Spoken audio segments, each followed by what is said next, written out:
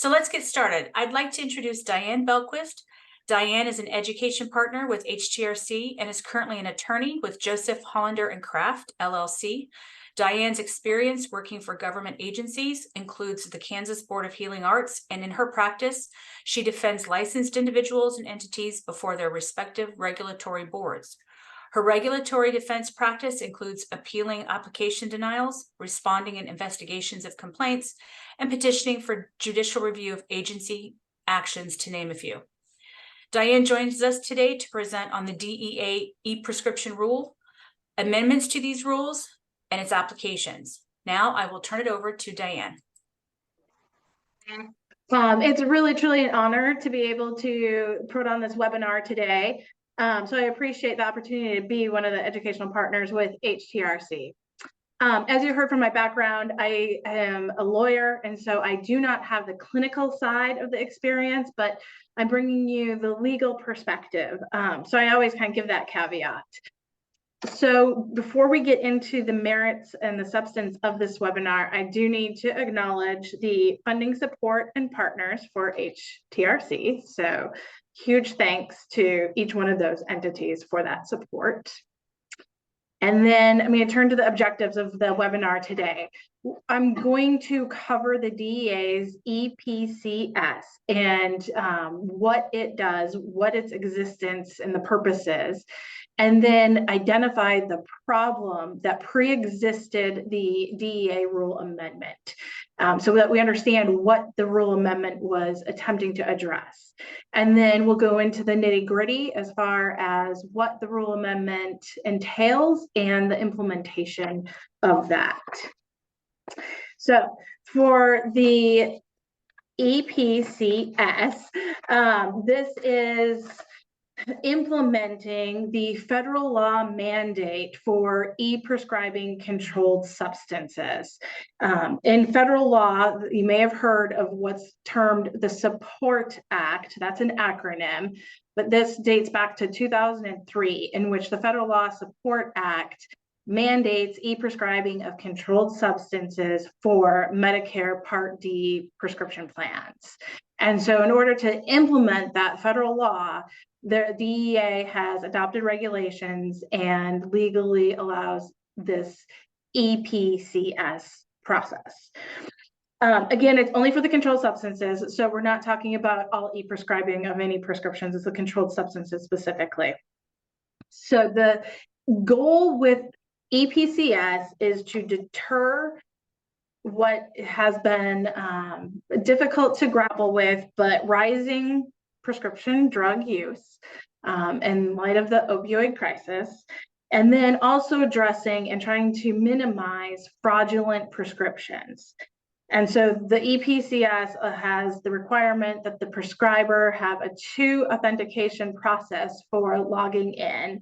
And then by virtue of keeping it electronic, that minimizes some of the risks that previously existed with exposing the prescriber's DEA number with a hard copy prescription to the patient.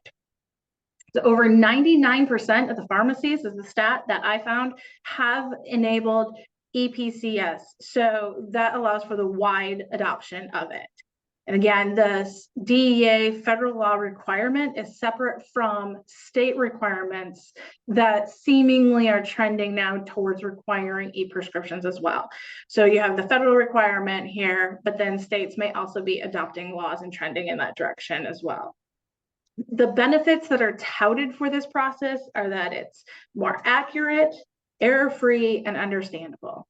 Obviously, if you don't have the hard prescription with handwriting, it's a lot easier for the pharmacist to interpret the prescription itself.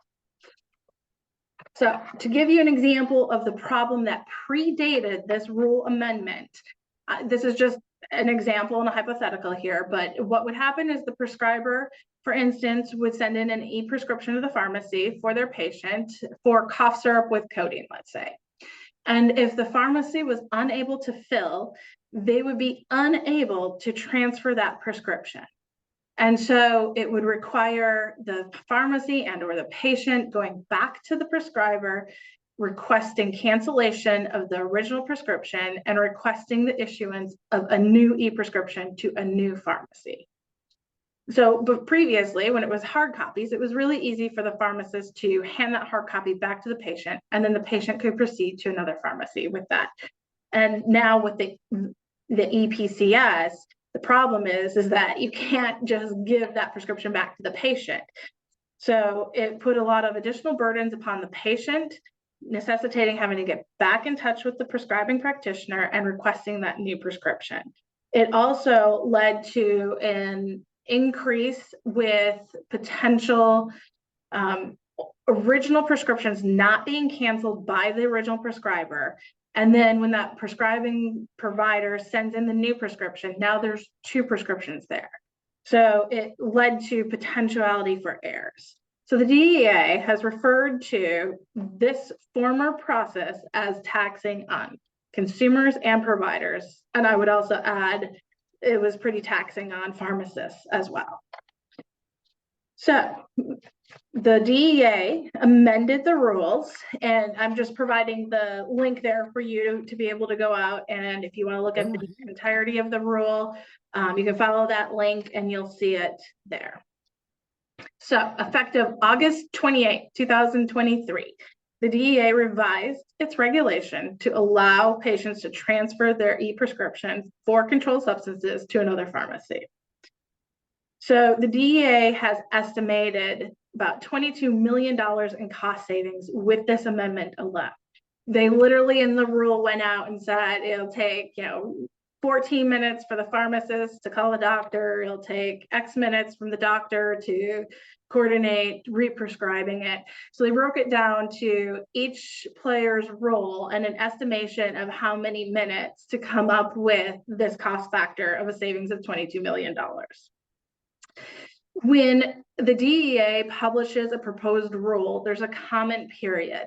And during that comment period, healthcare professionals, consumers, pharmacists, the gamut of anybody that wants to submit a comment to the DEA can do so. Those comments can range from support to opposition to requesting clarification or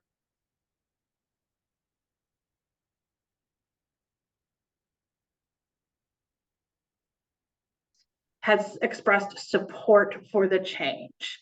And it struck me that 37 commenters were actually from the consumer, the patient level, who had indicated frustrations when they had to go transfer a prescription through their prescriber to another pharmacy.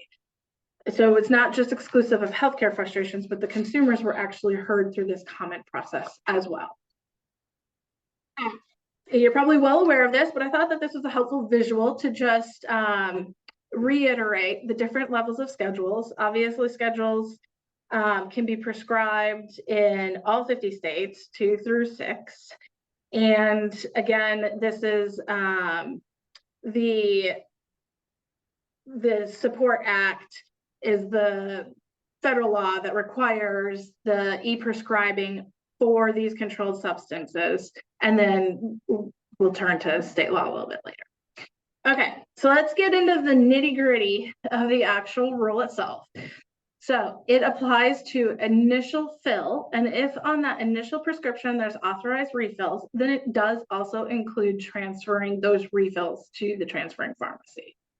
It's a one-time only transfer of the e-prescription initiated by the patient's request, and it needs to be for a specific medication. So the patient can't say, just send all my medications to X pharmacy.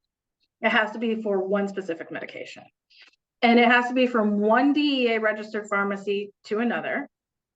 And the EPCS must remain in its original form, except for having the receiving pharmacy noting that it was transferred to them. And the other 2 last requirements are if allowed by state law and in the pharmacist's professional judgment. So again, this rule was designed to lighten the burden on patients, prescribers, and pharmacists, but yet still balance the ultimate purpose with respect to safeguarding and prevention of abuse, diversion, and fraud. The prescription drug monitoring programs, which you're probably very familiar with, that is outside the scope of this rule, outside the scope of the DEA, because that's within the state laws. And I'll just note that once an electronic prescription is an electronic form under this rule, it must maintain in that same form all the way through the transfer of the prescription. So what that means is that the pharmacist cannot fax that prescription over to a new pharmacy in the transfer, and the pharmacist cannot call and do an oral transfer of that prescription either. Okay, so let's dive into the initial fill a little bit more. Again, no partial fills are allowed. The DEA has clarified through its rulemaking process that Schedule II controlled substances are written for initial fills, so those can be transferred. So that's a little bit different from Schedules 3 through 5 and how they're treated with initial fills and not the refills, but those can be transferred. Each one of those written prescriptions, hopefully I'm making sense on that aspect. So let's go into, oops, sorry, I went too fast here. Let's turn to the next element of a one-time transfer. And what I find extremely helpful is when the comments had asked for clarification before the DEA actually implemented the rule, they provide a response to the comments, which helps give insight and clarification as far as how the DEA is expecting the rule to be implemented. So what I'm going to do for a lot of this remainder of the presentation is discuss specifically the comments that were received and then the DEA's response. So while it might not be in the explicit black letter law, it is great guidance. And so I would feel comfortable relying upon the commentary and the response as guidance in implementing the rule. So one of the comments was, well, prescription could be transferred to another pharmacy, and then that other pharmacy may not be able to fill the prescription. And so the rule doesn't allow a subsequent transfer of the prescription. And so the consumer is in the same boat again. The pharmacy and the prescriber are in the same boat of having to reissue another prescription. The DEA had indicated that the transferring pharmacy is not obligated to accept that, and from their perspective wouldn't accept it if they were not able to fill it. So they believe that this rule, allowing just one-time transfer, is sufficient for most circumstances, that it would be rare that it would actually be accepted by another pharmacy that couldn't fill it. But note, the DEA's response also puts the onus upon the patient to confirm that the receiving pharmacy is able to fill it before requesting the transfer. This is one component where prescribers may want to help educate patients to make sure that this is a smooth process. Because if you recall back a couple of the slides, one of the elements with this is that the transfer happens at the patient's request, which is a good segue to the next element here with the patient's request. Comment during the rulemaking process was concerned with the absence in the original rule of this. Originally, when the DEA published the proposed rule, it did not have the element that the patient would request until there was the comment that said, we're a little concerned that the when and where to transfer prescription is left to the pharmacist and not the patient. So the DEA heard and that concern and did amend the rule to require the additional element of the patient being in control of that decision making. Molly, I see that you're here with a question. Yes, we do have, well, more of a comment, but maybe you can speak a little to it. With the current stimulant shortage, the pharmacies are not wanting to tell patients if they have the medication in stock. Have you been hearing this? Or any comments to that? Yeah, I mean, I've been hearing from my clients that, whether they're in psychiatry or pain management, this crisis with the shortage is absolutely time consuming, and having to involve the triad of parties, the pharmacist, the physicians, and the patient, to figure out where to actually get the medication filled. So it's a problem, and I don't think that this rule goes far enough to address it. So while the DEA was somewhat dismissive of the pharmacies won't accept it, that may be pie in the sky, because it may not be reflective of what actual practicalities are with the actual players that are involved in this process, regrettably.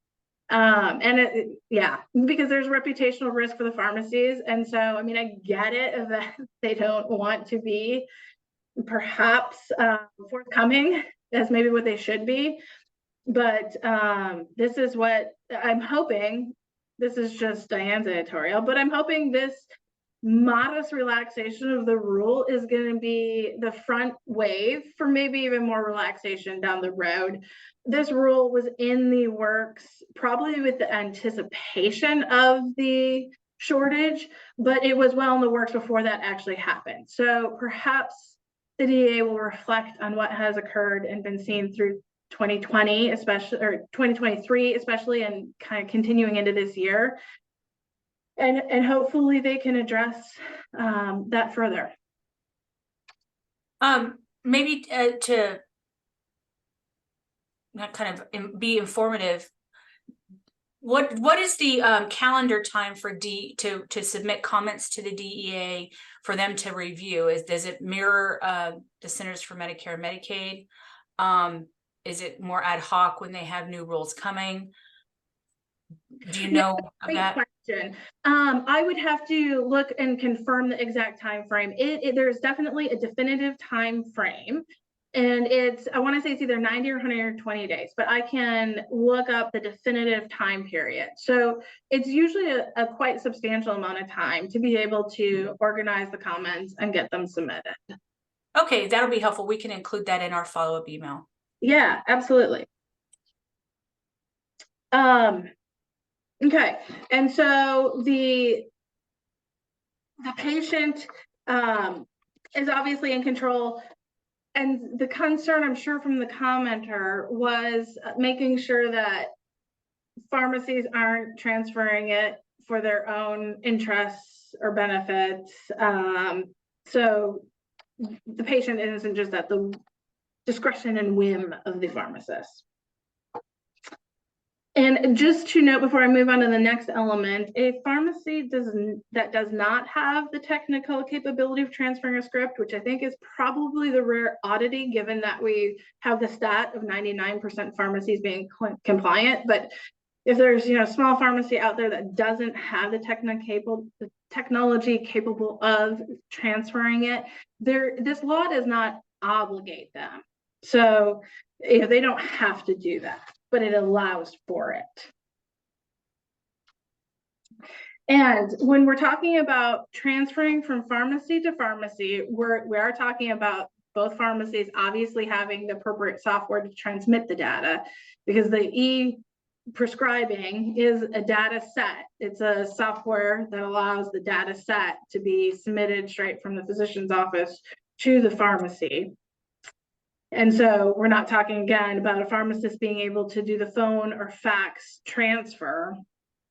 And one of the commenters was asking about chain pharmacies that may have, CVS, Walgreens, Walmart, etc., and whether or not the one-time transfer also counted within the chain pharmacy retail.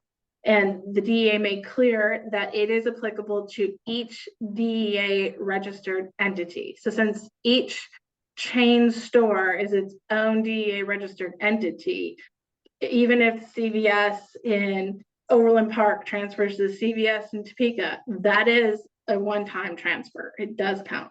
So chain pharmacies don't get an additional benefit over the independent pharmacies there. One of the concerns was that the independent pharmacies would be disproportionately burdened by the rule and keeping that within the chain pharmacies. But since it still counts as a one-time, I think that tends to put them a little bit more on even playing field, and in addition combined with the patient's request as well. So the DEA did not make any rule changes in light of that comment.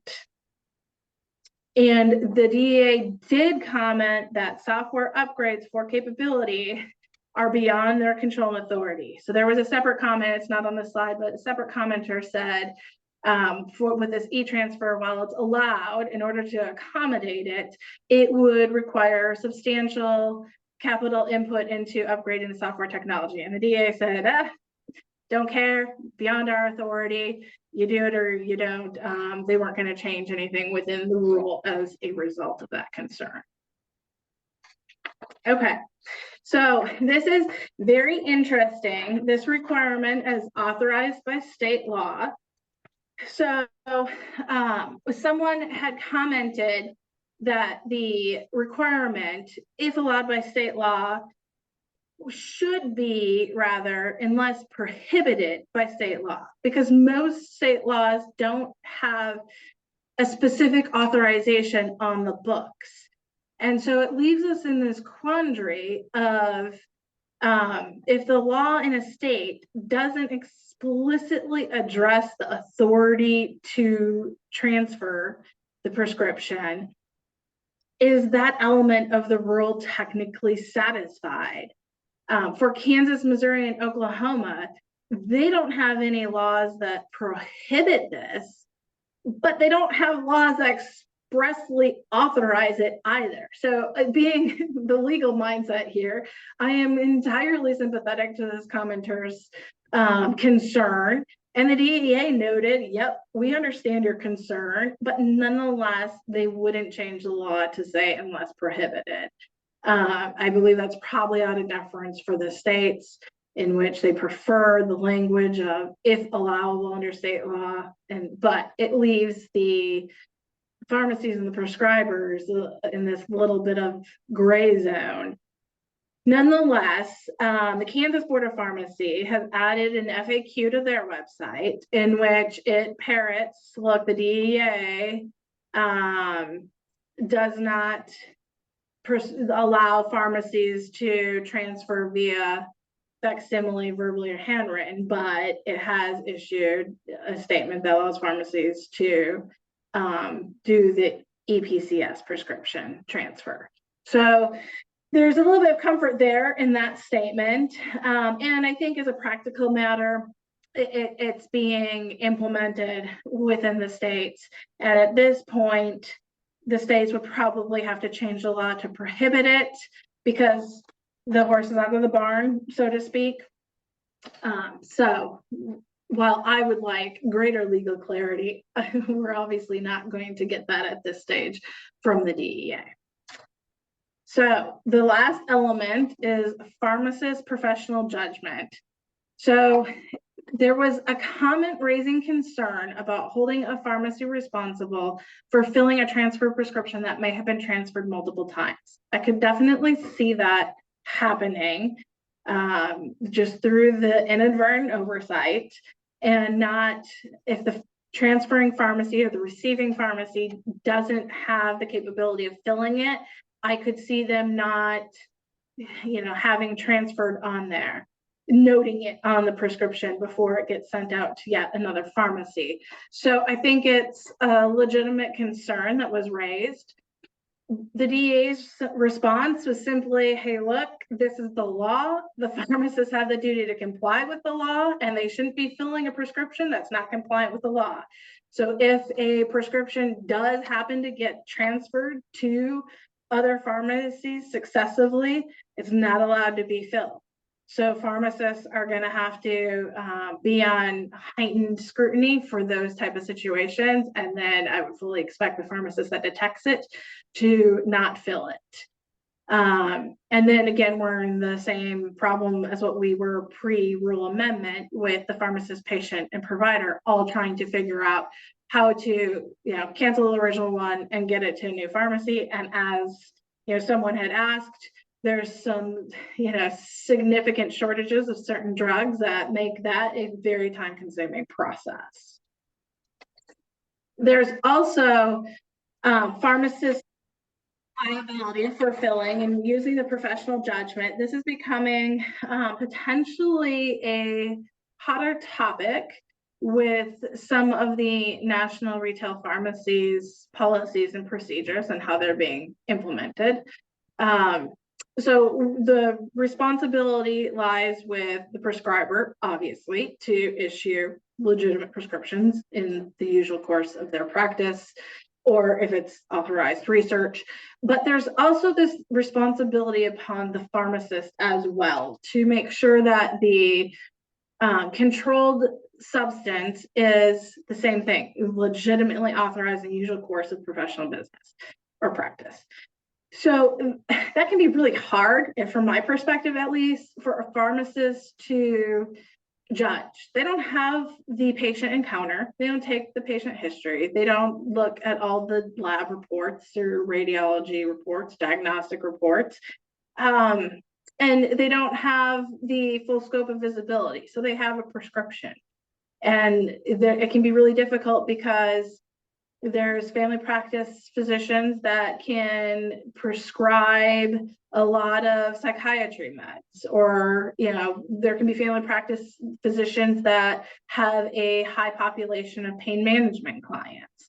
And so it's knowing the physician doesn't necessarily provide a complete picture of the situation either.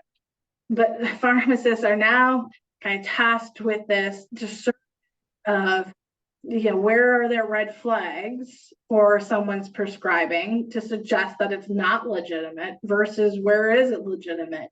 So I think what's happening perhaps more frequently is pharmacists picking up the phone and calling the prescriber and having a conversation about the patient situation and the prescribing to get that insight and medical decision making from the physician herself or himself, which I think that that's good. I think if a pharmacist does have a concern, hoping that communication can help allay any concerns or fears. I think giving the physician the opportunity to provide further explanation is the best practice and best way to go about without jumping too quickly to conclusions that could have serious ramifications on the medical arena without maybe perhaps full scope knowledge. And so obviously pharmacists can be subjected to their own penalties. That's the hammer to it, in making sure that they are exercising their own professional judgment. And again, this is in the controlled substance arena especially. So some of the things that have been trending with national pharmacy chains is they have been publishing their stance in commitment to combating the opioid crisis. And some of them have established audit committees and procedures internally to really look at data across the nation by prescribers with the intent and drive to identify those that are outliers and those that are, when you look at the hard data without any additional context, which ones seem to be trending, beyond what their threshold is for scrutiny. And some of these national pharmacy chains have actually implemented policies that exceed legal requirements. For example, there's at least one pharmacy, if not more, that has limited filling acute scripts to the 7-day supply and the 50 MME. And some of these trends are involving also patient input of getting buy-in from the patient of not filling a prescription that has been written for perhaps more than that and only doing a partial fill in order to meet the stance and the commitment by the retail pharmacies. So you may start to kind of see some of that in your practices, as well as what's been termed as corporate blocks. Some of the national pharmacy chains will look at the hard data and say this physician's prescribing habits have exceeded our threshold of where we want to allow continued fill of those prescriptions. And so they may corporate block a prescriber and say, we are no longer accepting or filling your prescriptions at any of our pharmacies when it's the national chain. You might start to see some trending towards that or hear that bubbling up. All right, Molly, I know I've kind of breezed through some of this quicker than what we had anticipated. Are there additional questions? I'll ask the group if there's any additional questions for Diane.